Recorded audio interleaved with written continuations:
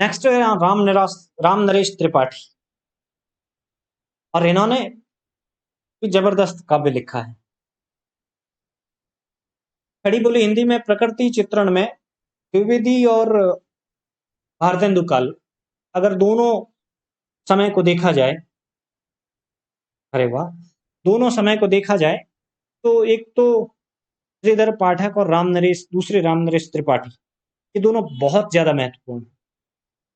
प्रकृति को इन दोनों लोगों ने जितने करीब से देखा है, जितने नजदीक से देखा है, ठीक वैसी ही छवि इनकी कविताओं में दिखाई देती है। वही सरल, सौम्य, बिल्कुल प्राकृतिक, बिल्कुल इसी प्रकार ऐसे लगता है जैसे स्फटिक रूप में हम प्रकृति को देख रहे हैं। प्रकृति को खुद चित्रित भाषा में नहीं, बल्कि खुद अपनी आंखों से प्रकृति को देख रहे हैं। इस प्रकार का काव्य जो है वो इन दोनों लोगों ने लिखा है।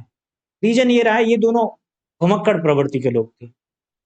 ये दोनों का मतलब श्रीधर पाठक से और राम नरेश त्रिपाठी से। श्रीधर पाठक अपने ऑफिस के कामकाज की वजह से जब वो जनगणना अधिकारी के तौर पे नियुक्त होते हैं तो उनको पूरे भारत का भ्रमण करने का अवसर मिलता है, और इसी दौरान वो पहाड़ी प्रदेशों की यात्रा करते हैं और वो जो है कविता के प्रति पूरी तरीके से आसक्त हो जाते हैं। जो वो देखते हैं, जो वो अनुभव करते हैं, उसको अपनी कविता में लिखते हैं, और ज्यादातर उनका प्रकृति चित्रण बेहद प्रभावशाली चित्रित हुआ। त्रिपाठी जी भी लोक गीतों का संकलन करना चाहते थे, लोक संस्कृति को जानना चाहते थे, बहुत करीब से हर एक चीज को जो है लोक संस्कृति की, गांवों की संस्कृति को वो बिल्कुल अपने आसपास से देखना चाहते थे। और इसी वजह से वो भटकते रहे, गांवों की यात्राएं की, और उनका एक बेहद ही शानदार कलेक्शन जो है इन यात्राओं के कारण सामने आता है। उसके बारे में भी आगे चल करके हम बात करने वाले हैं। 4 मार्च 1889, कोयरीपुर जौनपुर उत्तर प्रदेश का जिला है, यहाँ इनका जन्म हुआ। 16 जनवरी 1962 प्रयाग में इन्होंने अंतिम सांस ली। प्राक छायावादी युग के महत्वपूर्ण कवि हैं, मतलब छायावाद से पूर्व का जो युग है, मुकुटधर पांडे, राम नरेश त्रिपाठी और आपके लोचन प्रसाद, ये ऐसे रचनाकार हैं जिन्होंने छायावाद को एक भूमिका दी, छायावादी कविताओं को एक स्लोप दिया। प्राक छायावादी युग के एक महत्वपूर्ण कवि हैं। छायावाद के तुरंत पहले का जो काव्य है, उस काव्य को बड़ी सुंदरता के साथ लोगों के सामने प्रस्तुत करते। वो ये मानते थे कि मेरे साथ गांधी जी का प्रेम लड़िकाई का प्रेम है, लड़िकाई को प्रेम गांधी से, ऐसा मानते थे। लड़िकाई का मतलब क्या? बचपन से।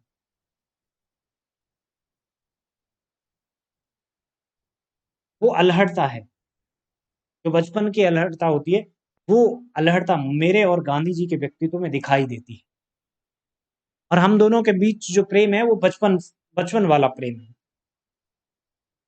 मेरी पूरी मनोभूमिका को सत्याग्रह युग ने निर्मित किया है। मैं जो कुछ लड़कपन, बिल्कुल मैं जो कुछ भी सोचता हूं, जो कुछ भी अपनी कविताओं के माध्यम से रखता हूं, मेरी ये जो मनस्थिति है, इस मनस्थिति को बनाने का पूरा श्रेय सत्याग्रह युग को जाता है, मतलब कि गांधीवादी युग को जाता है। उन्होंने एक एकांकी लिखा जिसका नाम उन्होंने दिया बा और बापू। ये उनके द्वारा लिखा गया हिंदी का पहला एकांकी नाटक था, उनके द्वारा, ठीक है, उनके द्वारा लिखा गया पहला एकांकी नाटक था बा और बापू। गांधी जी से बहुत ज्यादा प्रभावित थे, कहने की बात यह है। तो 2 चीजें याद रखना, एक उनका एकांकी बा और बापू, और दूसरा गांधी जी से वो ये मानते थे कि उनका बचपन का प्रेम है। और उन्होंने अपनी जो मनोवृत्तियां काव्य में प्रस्तुत हुई है या रचनाओं में सामने आती हैं, उस मनोभूमिका को तैयार करने के पीछे सबसे बड़ी जो चीज काम कर रही है वो गांधी जी का सत्याग्रह और उनका सत्याग्रह युग है। गांव में भटकते रहे, कई गांवों की कई सालों तक यात्राएं की, दिन रात जागते, एक गांव से दूसरे गांव की यात्रा करते। वहां पर जो भी कार्यक्रम होते हैं, भारतीय समाज में जो 16 संस्कार में अलग अलग कार्यक्रम निर्धारित किए जाते हैं, विशेष करके ये मंगल के कार्यक्रमों को ज़्यादा महत्व देते थे। विवाह, नामकरण, सगाई इत्यादि की रस्मों वाले जो कार्यक्रम थे, इन कार्यक्रमों को अटेंड करते थे, एक गांव से दूसरे गांव जाते थे, उनमें कुछ अंतर पाते थे। वहां पर कैसे लोग जो है गीतों को गाते हैं, कैसे अलग अलग माध्यम से उस उत्सव को मनाते हैं, उस उत्सव को मनाने के दौरान उनका क्या काव्यात्मक अंदाज होता है, उस लोक भाषा को नजदीक से जानना, उस लोक संस्कृति को नजदीक से जानना, और वहां से उनको जो भी मिलता उसे वो संग्रहित करते जाते, और ऐसे करके धीरे धीरे करके एक बहुत विस्तृत और व्यापक लोक गीतों का संकलन, है ना, जिसको आप लोकगीत कह सकते हैं, लेकिन वो एक्चुअल में ग्रामीण गीत है पूरी तरीके से। लोकगीत किसी एक क्षेत्र विशेष से, किसी एक अंचल विशेष से होते हैं। इन्होंने जो संकलन किया वो काफी विस्तृत क्षेत्र का है, और इस वजह से उनके इन गीतों के संकलन को ग्राम गीतों का संकलन कहा जाता है, और इसे संकलित करने वाले वो पहले कवि हैं, और इसको उन्होंने कविता कौमुदी नाम से प्रकाशित करवाया। इस नाम से, कविता कौमुदी नाम से प्रकाशित करवाया, क्योंकि इनका एक बहुत ही महत्वपूर्ण कार्य है, बहुत बार परीक्षा में पूछा जा चुका है। इनके द्वारा एक खंड काव्य लिखा गया, स्वप्न, जो 1929 में प्रकाशित हुआ था। इस पर हिंदुस्तानी अकादमी का पुरस्कार भी मिला उन्हें।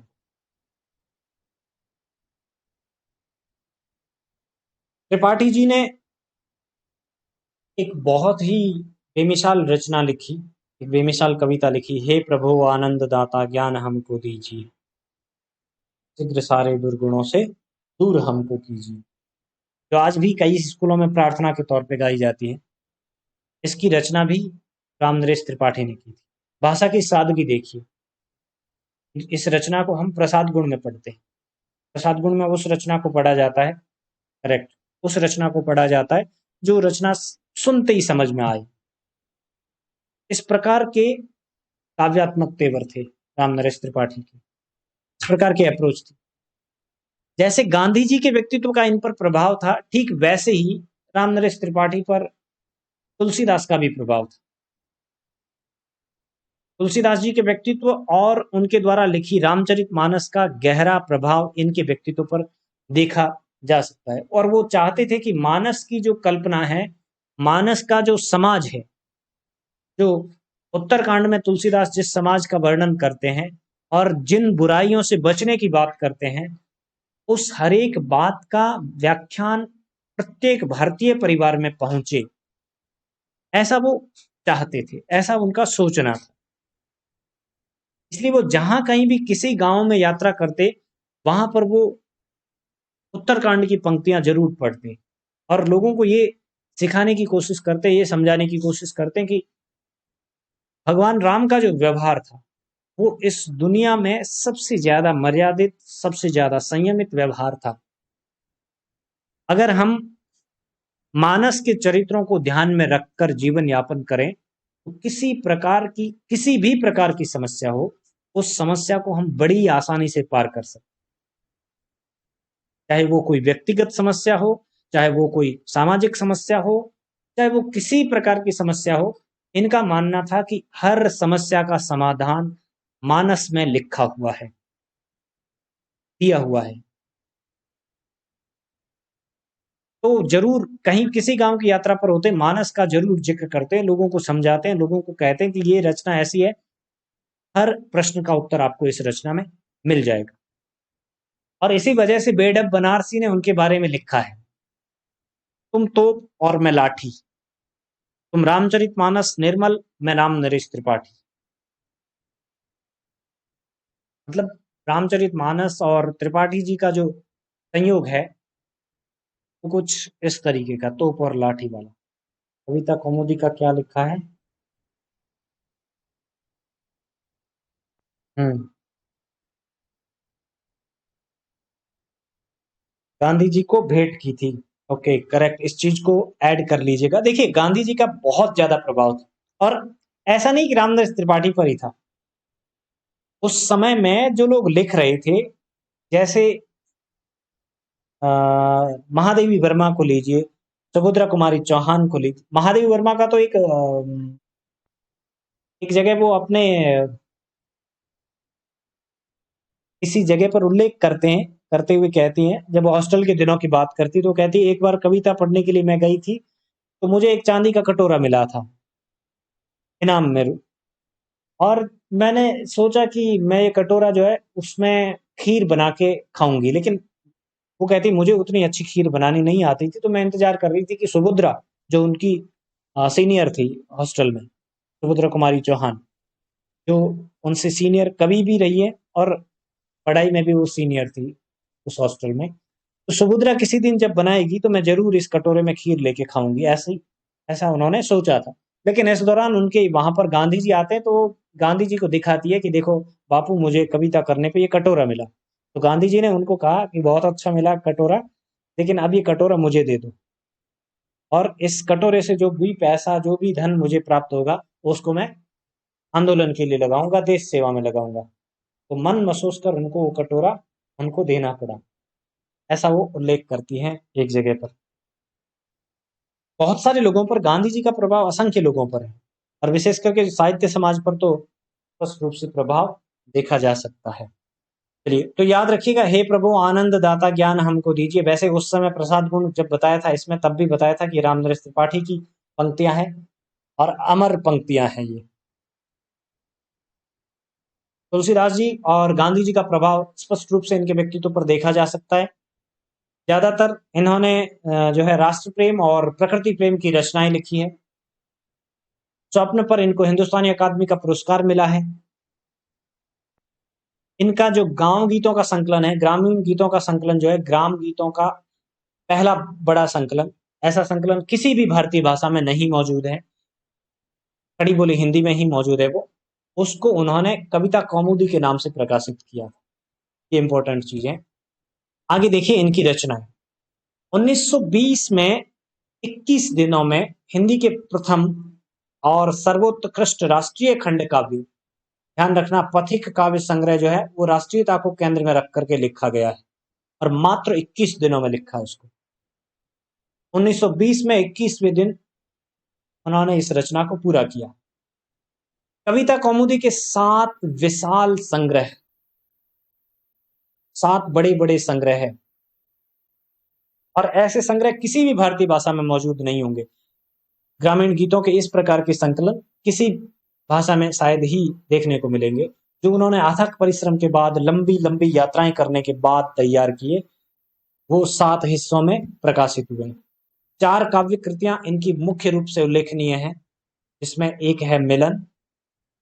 देखिए इनका इनका रचना काल, कविता कौमुदी के 7 भाग हैं, मेरी नजर में 7 भाग है, और मैंने ये पढ़ा है सचन सिंह से शायद। फिर भी इसको क्रॉस चेक कर लेंगे, ठीक है। इसको एक बार क्रॉस चेक कर लीजिएगा। जहां तक मेरी नजर में 7 ही भाग है।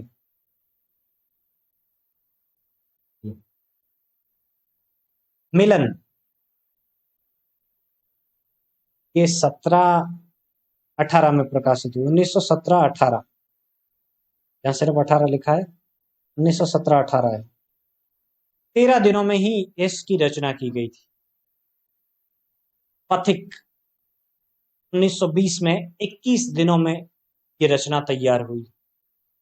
मानसी 1927 में, और स्वप्न 1929 में, और मात्र 15 दिनों में, यानी कि एक पखवाड़े में इसे रचा गया। ये महत्वपूर्ण 4 कृतियां हैं, और इसके अलावा कविता कौमुदी जैसा विशाल संकलन है ग्रामीण गीतों का। ये रचनाएं जो है आपको विशेष तौर से याद रखनी। ध्यान रखिएगा, ये 1917-18 मतलब 17 मान के चलिए, इसको 17 ही।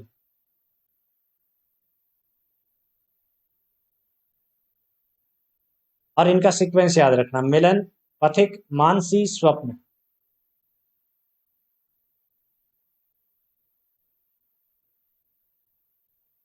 मिलन हुआ पथिक का मानसी से स्वप्न में। बस इस तरीके से याद रखिएगा। और तब जाकर के उन्होंने कविता कौमुदी लिखी। मिलन हुआ पथिक का मानसी से स्वप्न में, तब जाके कविता कौमुदी लिखी। तरीके से याद रखिएगा। 17, 20, 27, 29, ऐसा हम याद रखना। ठीक है। इसके अलावा भी कुछ रचनाकार है, जैसे कामता प्रसाद गुरु का नाम आता है, जो विशेष रूप से हिंदी के व्याकरण लिखने के लिए जाने जाते हैं। कामता प्रसाद गुरु ने, इनको एक नए पेज पे बात कर लेते हैं इनके बारे में।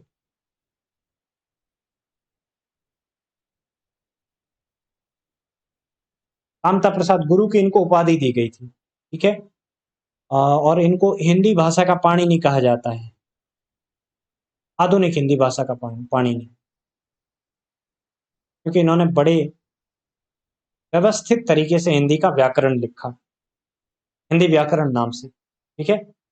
और इन्होंने कुछ काव्य संग्रह भी लिखे, कुछ ब्रज भाषा में है तो कुछ खड़ी बोली में है। ब्रज भाषा में इन्होंने लिखा, दिख रहा है ना स्क्रीन पर, विनय पचासा,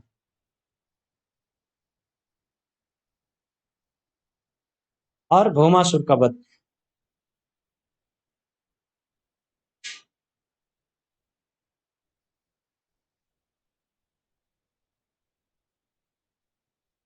और खड़ी बोली में लिखी पद्म पुष्पांजलि।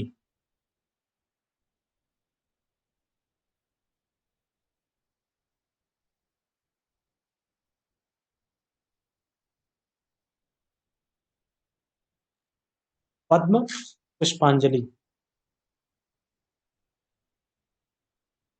मध्य प्रदेश से संबंध रखते हैं, सागर डिस्ट्रिक्ट से आते हैं। एक और रचना लिखी थी विनय पचासा, भौमासुर वध हो गया, और एक लिखी थी त्रिशूल तरंग।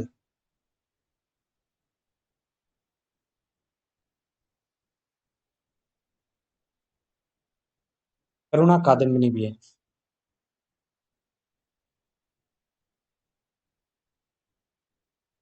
खड़ी बोली में पद्म पुष्पांजलि, सॉरी पद्य पुष्पांजलि।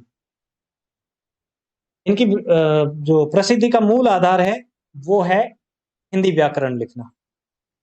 एक और रचनाकार थे गया प्रसाद शुक्ल स्नेही, उन्नाव से हैं, और इन्होंने भी राष्ट्रीय चेतना से युक्त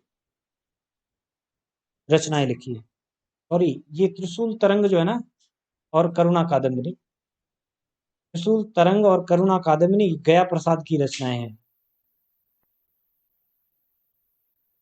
मैं सोच रहा हूँ कंफ्यूज कहाँ हो रहा है। त्रिशूल तरंग और करुणा कादम्बिनी गया प्रसाद शुक्ल स्नेही की रचनाएं हैं। इसके अलावा राष्ट्रीय वीणा, कृषक कंदन और प्रेम पचीसी, ये भी स्नेही जी की रचनाएं हैं। गया प्रसाद शुक्ल स्नेही जब राष्ट्रीय भावना की कविताएं लिखते थे तो एक उपनाम इस्तेमाल करते थे, जो इस रचना में किया है, त्रिशूल। तभी मुझे याद आया कि ये तो इनकी नहीं है। त्रिशूल उपनाम से रचनाएं लिखा करते थे, और कब लिखते थे? जब वो राष्ट्रीय विचारधारा से युक्त कविताएं लिखते थे। क्लियर?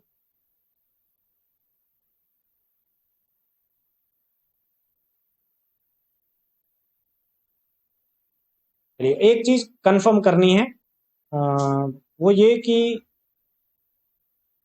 जो ग्राम गीतों का संकलन है उसके 8 भाग है कि 7 भाग है?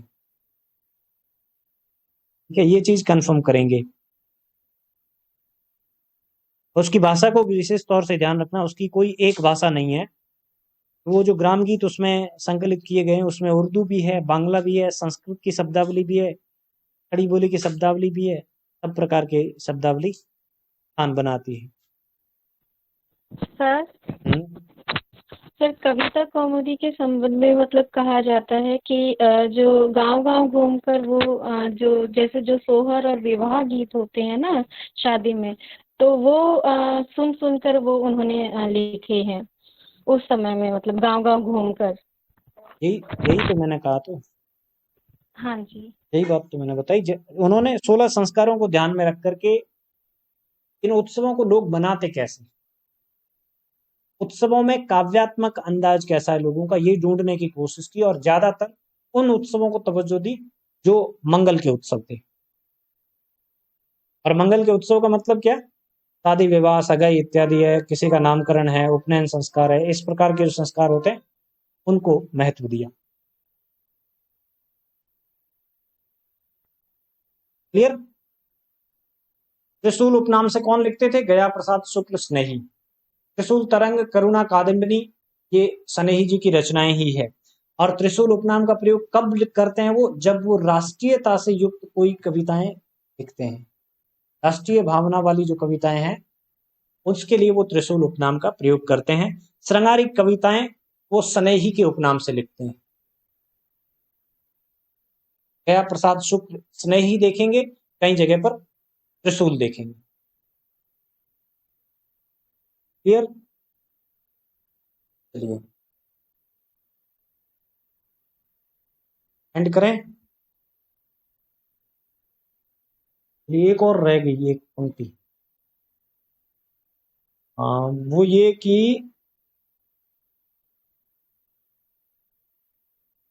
मान ये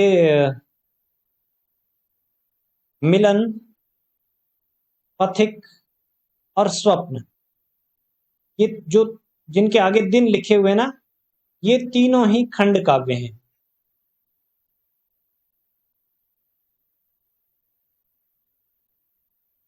और मानसी उनकी फुटकर कविताओं का संकलन है।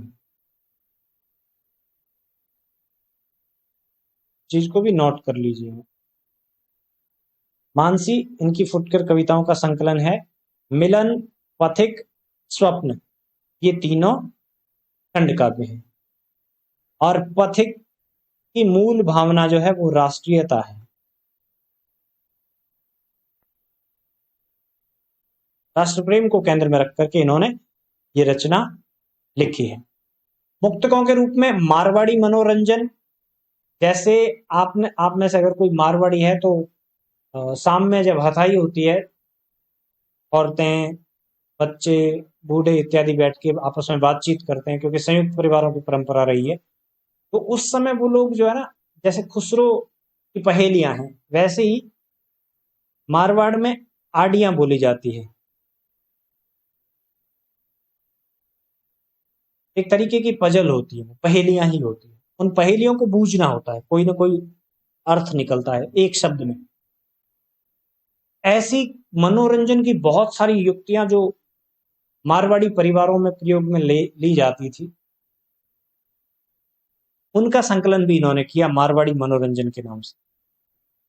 आर्य संगीत शतक, कविता कविता विनोद और क्या होम रूल लोगे, ये इनके मुक्तकों के संग्रह है। होम रूल लोगे थोड़ा सा व्यंग्यात्मकता वाला, उस समय की राजनीतिक परिस्थितियों को केंद्र में रख करके लिखा गया है।